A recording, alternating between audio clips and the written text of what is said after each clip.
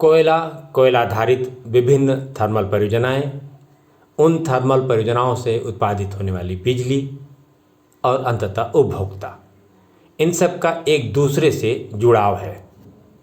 कोयला सस्ता है, बिजली भी सस्ती होगी। कोयला महंगा है, बिजली भी महंगी होगी। अंततः उपभोक्ताओं को ही इसे झेलना पड़ेगा, उन्हें ही परेशान होना पड़ेगा। आइए जानते हैं इस संदर्भ में AIPEF ने केंद्र सरकार को पत्र लिख करके वे कौन सी बातें कही हैं जिन पर सरकार को गंभीरता से विचार कर जरूरी कार्रवाई करना चाहिए। CAG ऑडिट से निजी घरानों कारों के फर्जीवाड़ा, बढ़ेगी बिजली लागत। Engineer Shailendra Dubey, chairman AIPEF।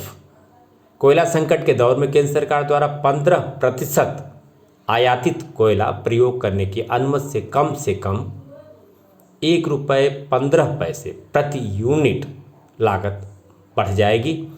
निजी घरानों का फर्जीवाड़ा रोकने हेतु CAG ऑडिट कराने की बिजली इंजीनियर फेडरेशन की मांग। All India power engineers federation ने केंद्रीय विद्युत मंत्री RK सिंह को पत्र भेजकर इंपोर्टेड कोयला इस्तेमाल करने की विद्युत मंत्रालय द्वारा दी गई अनुमति के संदर्भ में चिंता व्यक्त करते हुए कहा है कि 15% आयातित कोयला प्रयोग करने की अनुमति देने से बिजली उत्पादन की लागत में कम से कम ₹1.15 प्रति यूनिट की बढ़ोतरी होगी। फेडरेशन ने निजी घरानों का फर्जीवाड़ा रोकने हेतु मांग की है कि निजी बिजली उत्पादन घरों का CAG ऑडिट और एनर्जी ऑडिट किया जाए, जिससे पता चल सके कि वास्तव में कितना आयातित कोयला ब्लेंड किया गया। All India power engineers federation के चेयरमैन शैलेंद्र दुबे ने केंद्रीय विद्युत मंत्री को प्रेषित पत्र में आंकड़ा देकर कहा है कि दक्षिण अफ्रीका से आने वाले 5,500 कैलोरीफिक वैल्यू के आयातित कोयले की कीमत ₹22,205 प्रति टन है और इंडोनेशिया से आयातित 5,000 कैलोरीफिक वैल्यू के कोयले की कीमत ₹21,720 प्रति टन है, जबकि 4,000 कैलोरीफिक वैल्यू के भारतीय कोयले की कीमत ₹5,150 प्रति टन है, जो आयातित कोयले की कीमत के 1/4 से भी कम है। यह स्पष्ट है कि आयातित कोयले की अनुमति देने से बिजली उत्पादन की लागत तो बढ़ेगी ही, निजी घरानों को भारी फर्जीवाड़ा करने का मौका मिलेगा, क्योंकि वे CAG ऑडिट व एनर्जी ऑडिट के दायरे में नहीं आते। उल्लेखनीय है कि आयातित कोयले के नाम पर चल रहे अडानी और कई अन्य निजी घरानों के फर्जीवाड़े की डायरेक्टरेट ऑफ रेवेन्यू इंटेलिजेंस पहले ही जांच कर रहा है। All India power engineers federation के पत्र में गणना करके बताया गया है कि भारतीय कोयला प्रयोग करने पर 1 यूनिट बिजली बनाने में लगभग ₹3.22 का कोयला खर्च आता है, जबकि 15% आयातित कोयला ब्लेंड करने पर कोयले का खर्च बढ़कर ₹4.37 प्रति यूनिट आएगा।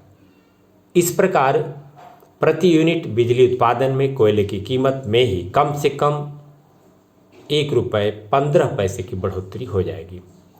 पहले ही भारी वित्तीय संकट झेल रही बिजली वितरण कंपनियां इस मार से और अधिक बदहाली में चली जाएंगी। इंजीनियर शैलेंद्र दुबे ने कहा कि यह भी मांग की है कि केवल आयातित कोयले से चलने वाले 17,000 मेगावाट के ताप बिजली घरों को निर्देशित किए जाएं कि वे अपने बिजली घरों को पूरी क्षमता पर चलाएं और कोयले से उत्पन्न बिजली संकट के दौर में अपने बिजली घर बंद कर संकट और न बढ़ाएं। खासकर गुजरात में टाटा के मुंदड़ा स्थित बिजली घर और राजस्थान में अदानी के कवाई बिजली घर को पूरी क्षमता पर चलाने के निर्देश दिए जाए।